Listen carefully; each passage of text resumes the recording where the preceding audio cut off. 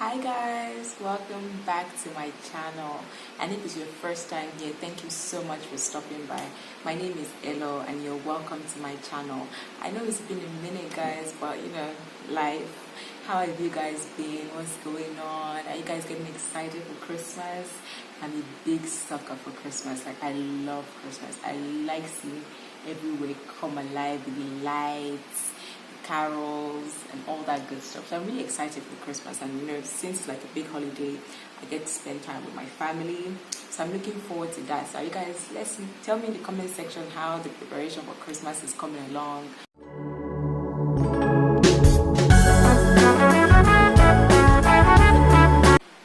So guys, in today's video I'd like to talk about something that I feel like is not really getting a lot of attention, even though, to be honest, thankfully, especially here in Nigeria, I see people trying to talk about these things, and I'm grateful because it's something that a lot of women go through, but most of them don't even know what they're going through because there's not a lot of information about it available here in Nigeria. So today I'd like to talk about postpartum depression. PPD simply means depression that comes after childbirth.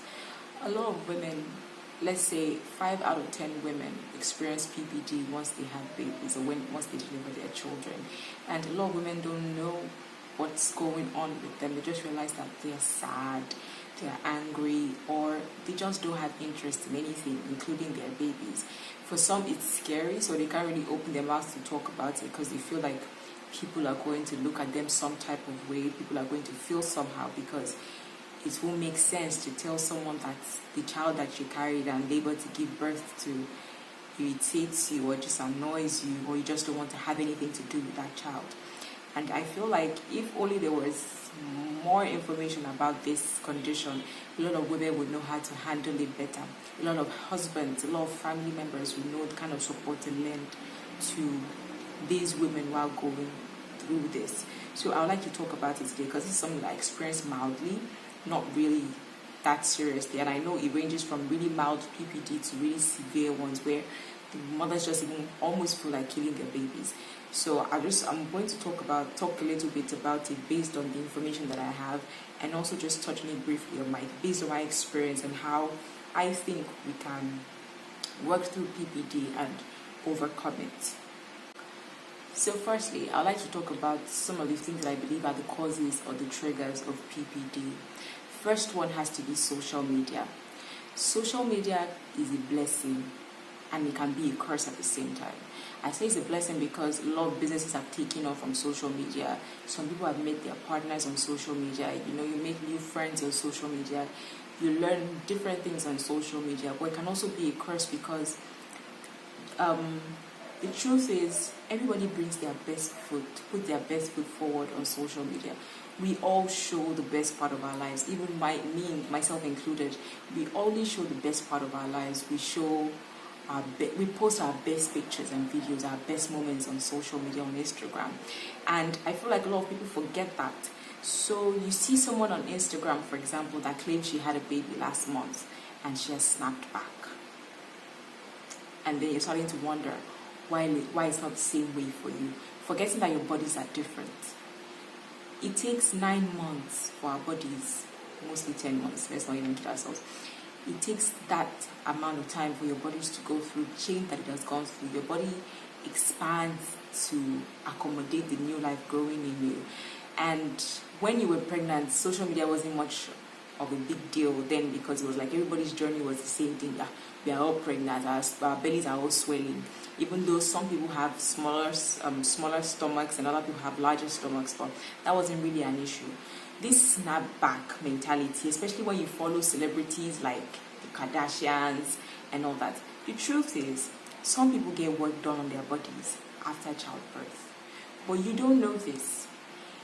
And for some that don't even get work done on their body just naturally recovers faster than yours. But that pressure of being perfect that social media has put on everybody is crazy, because I realized that everybody on social media is perfect. Everybody on social media is snatched. Everybody on social media is rich. Everybody on social media is living their best lives. Everybody is killing it on social media. But that is not the truth. There is no human being out there that is not going through something, that does not have challenges. But social media is just like this fake world, this facade that we all put on, making our friends, our followers feel like we have it all. So I feel like one of the major triggers of PPD is social media, because when you see other moms on social media saying, oh, I had my baby 6 months ago, or I had my baby 2 months ago, and their body is already banging and all that, you start to think the pressure, you start to unconsciously put pressure on yourself. And the mind is a very, very sensitive thing. You just need to plant one tiny seed of doubt in your mind, and then it grows into this big tree, and unconsciously you start to react or act upon it. So I feel like social media is a very big trigger for PPD. And if you as a new mom can reduce some of the time that you spend on social media, believe me, it will take some of this pressure off you, because believe me, you do not need that kind of negativity or pressure in your life. The next trigger of PPD that I want to talk about is body shaming. Now, body shaming is a serious problem. It is something that we need to stop. It has to stop. And body shaming doesn't necessarily start from when someone just had a baby or when someone is pregnant. But because of this conversation I'm having, I'm just going to restrict it to pregnant women and new moms. When a woman is pregnant, it is wrong to tell her that her nose is swollen or her nose has gone bigger, or that she's fat and all that. I remember when I was pregnant, I already had insecurities about being double my original size. So imagine someone now seeing me and constantly telling me, oh, you are fat, you've added so much weight, yeah. Things like this is what brings on depression. From pregnancy, a woman can become depressed due to body shaming. It's hard enough to accept yourself as a pregnant woman, knowing that your body is going through it much. A lot of people go through different things when they are pregnant. A lot of people have hyperpigmentation. A lot of people have different conditions when they are pregnant. And then you as a person, as a bystander, do you now think it is right for you to constantly tell that person, point out these flaws to that person? It's things like this that cause depression. And I think it has to stop. I remember when I had my baby, if you watch my previous video, I talked about doubling my size. I went from a size 6 to a size 12. I thought that was going to be the end. The truth is, when I had my baby, I even got bigger. When I was breastfeeding, I was big. I hated my size. I had a very hard time accepting my new body. Like, I was like, how do you go from a size 6 to like a size 14, 16? Who in the bloody hell does that? I was angry. I was upset. I just didn't like my body. I didn't want to go out. I had to buy new clothes. I remember going to the tailors for the first time, and when she took my measurement, I literally started crying, because I'm like, no, I don't want this. This is way too much. I added so much weight. Everything was bigger than normal. And I remember being sad about it. That was one of the things that depressed me a little bit after childbirth, because I just couldn't accept myself that way. And this is where I experienced a little bit of PPD, because it just took a lot, because I'm like, I don't understand. Why me? And then going back to this whole social media thing, you see people on social media, or you just even go through your old photos and you're just like, I want this body back. Body shaming has to stop. My case was better because I'm surrounded by sensible people. Glory to God. My husband was constantly cheering me on, telling me how beautiful I looked, how much he liked my new body and all that. I had good friends, I had good family members that were always telling me I looked good. My mom was constantly hyping me, you know. Everyone was constantly hyping me up, like, baby girl, you now have big bum bum, you know. Things like that were things that got me out of that state of mind that I was in.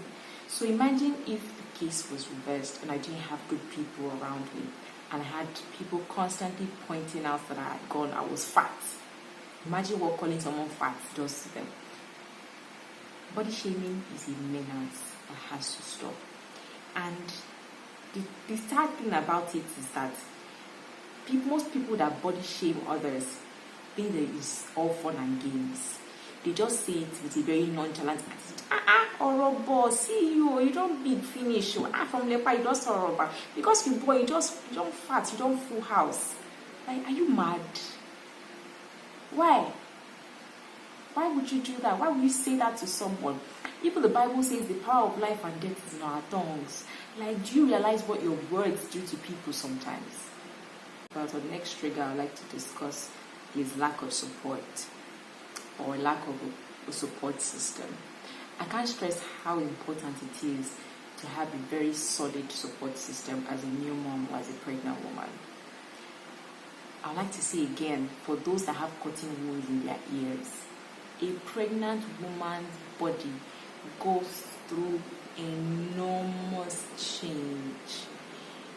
Her body is going through so much change. There is so much strain on her body. So when she gives birth, at that moment when the baby comes out, she might have a rush of adrenaline and feel like, oh, she can take over on the world. I say that because that was how I felt when I had my baby. I literally felt like I could carry the entire building because I was happy. I felt strong. I couldn't sleep throughout that day. For someone that didn't get any sleep throughout the night, I literally couldn't sleep throughout that day. Till my mom and my mother-in-law literally had to force me to take a nap at about 10 p.m. And eventually I slept throughout the night. When I woke up the next morning, I felt like someone had taken a sledgehammer and beaten the living daylights out of me. I was that weak. I was in pain. That was when I realized that, yeah, I just had a baby.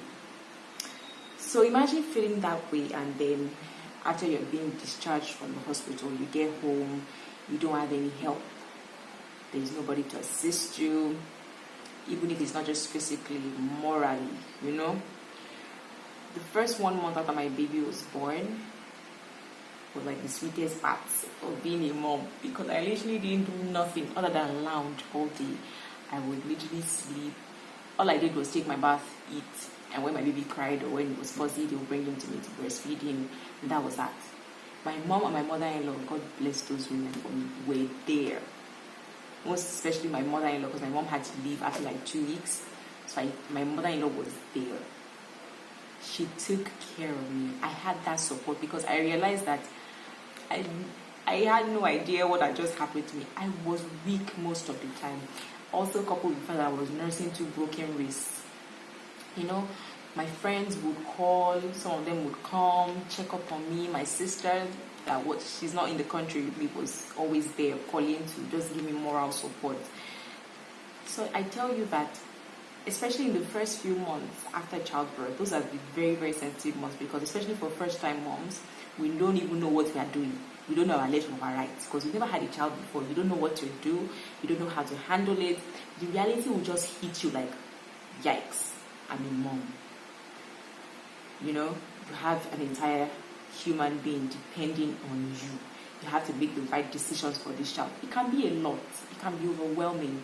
And when you realize that you don't have all the answers, it can also lead to depression. So having a good support system, this is where husbands need to have sense. This is where sisters, brothers, friends, in-laws, this is where all of them need to come through for you. So I just feel like when a woman doesn't have a solid support system, or she doesn't even have support at all, it can lead to depression, postpartum depression, because being a mom is a lot. It's a job that never ends. You don't have any days off. You usually don't even have break time. So it's very important to lend support. to new moms, and to pregnant women. And I feel like this is one of the triggers that needs to be taken care of. Now that I've discussed some of the triggers of PPD, I would like to talk about what I think are the solutions. And the first one, which is the most important one, is self-acceptance and love. I say it now like it's easy, but believe me, it took me a while to get to that point of acceptance. It's important that you accept yourself, love yourself the way you are. I mean, by the time I started getting around to that point, I just sat down one and I looked at myself. I looked at my baby and I'm like, girl, you just gave birth to a beautiful baby boy. All this, all the extra weight, these are like your battle scars. A lot of women right now will give an arm, a leg, every part of their body to be able to conceive and give birth to a child. They don't mind whatever it costs them. So you need to accept yourself. Know that with time, the reality is that your body will snap back. It might take a while because, to be honest, if you are even being honest with yourself. I don't know, think about it. It took a while for your body to stretch the way it did. So why in the name of God are you expecting your body to snap back immediately? I was one of those people, so I know what I'm talking about. I was one of those people that had really high expectations, like my body was going to snap back immediately. But it didn't work like that, and I had to learn to love myself. I had to learn to accept myself the way I was. And because, to be honest, everybody else thought I looked beautiful, so why was I the only one being pig-headed about it? I know it may be hard, but try to get to that point of acceptance and love. Love yourself. Accept yourself the way you are. Work on getting your body back. Don't just sit there feeling sorry for yourself. That never works out. It never changes anything. Crying all day won't change anything. Overthinking won't change nothing. So eat healthy. Take care of yourself. Love yourself. Accept yourself. Rock that new body. I mean, for someone like me now that I've gone back to factory settings, no curves, nothing. Sometimes I actually miss my postpartum body because then I had curves. I had a big booty, everything was nice. But now I've gone back to Slego, we don't have nothing. So accept yourself, rock that new body, own it. You understand me? You'll be okay. Just love yourself, because the truth is no other person can love you or accept you the way that you will. The key to your own happiness is in your own hands. So, dear mom, you'll be fine, okay? The next solution is actually a love language. Words of affirmation. I cannot tell you how important words of affirmation are, especially for a new mom. So here's how it works. Let me address the husbands in the house first. If you're a husband or your husband is watching, or you can just show it to your husband. Words of affirmation: tell your wife she looks beautiful. I just look at her, baby girl. You are fine. For someone who just born like this, you just another carry, you just cover, you just give me belly sharp. Say things that will make her feel good. Tell her she looks beautiful. Tell her she's amazing. Tell her that she's the best thing that ever happened to you. Thank her for giving you that gift, a precious child. Thank her. Tell her how proud of her you are. Tell her she's a strong woman. And then for you, woman, write those words down. Write in a book or a sticky note. Put it somewhere you see it every day. Tell yourself, girl, you're beautiful. You're a queen. You are stunning. Girl, you're gorgeous. Look at you. Such a baby girl. Who will look at you like this and think that you just had a baby? You're so fine. I want to know you. I want to get to know you. Say things that will bust your brain. You say bust your brain by your own self. Believe me, it works. When you begin to say those things and you say it continuously, religiously, it becomes your reality. Nobody can tell you shit. Because in your mind, you are beautiful. Guess what? You will radiate beauty. Nobody will see you and say you not see human being if the person blind. possibly the person is blind. The last solution I would like to talk about for today is me time. By me time, I mean actually taking out time for yourself as a new mom. It works wonders. Being a mom can be very tasking. It's very time consuming. Emotionally, you might feel drained. Physically, you might be tired. So I feel like the best way to handle this is to take some time for yourself. It's okay. It's totally fine. And do not let anybody guilt trip you into saying, oh, you're a mom, you can't do that. Please. Your sanity and your peace of mind is very, very important. So if you feel like you need to take some time off, please, by all means, do that. Call your mom, call your mother-in-law, tell your husband to come early from work. Get someone to help you take care of the baby for a little while. If it's an hour you need, if it's 2 hours, 3 hours, take all the time you need. Go see a movie, get your pedicure and manicure done, go for a massage. If retail therapy is your thing, girl, go shopping. Take your husband's card, take your card, buy yourself a new dress, buy yourself some shoes, a handbag, whatever rocks your boat. Or, buy yourself new hair extensions. I look like a baby girl. Whatever works. I learned that this is really, really important. It's very, very important to take some time out for yourself, because I learned that once we have kids, sometimes we really tend to forget about ourselves and just let ourselves go. And that doesn't help. It's not the best thing to do. It's things like this that lead to depression, because you just feel like you have lost yourself. You feel like it's all about every other person except you. So taking out time for yourself will help you erase that thought and erase any negative feeling that might be coming from that. Do you understand? So I think it's very, very important. As a new mom, take time off. Husbands in the house, sisters, please be sensitive enough to give your wife or your friend, just call her and be like, babe, how far? What are you up to today? Let me come and take care of the baby for you for like an hour or two. You can do whatever you want. Some people don't even want to go out. They just want to sleep. Because as a new mom, sleep just leaves. Sleep has exited the chat since you had the baby. People just want to have 2 straight hours of sleep without baby crying. That is all some people need. So whatever it is that you want to do it. Get help. Get someone you trust to take care of your baby for a couple of hours to do you. Relax. If it's a book you want to read your book, drink some cold juice, put your leg up, just chill. It works wonders. See, all these solutions that I've listed out today are things that I tried and tested and tried. How do you say it? You know what I mean?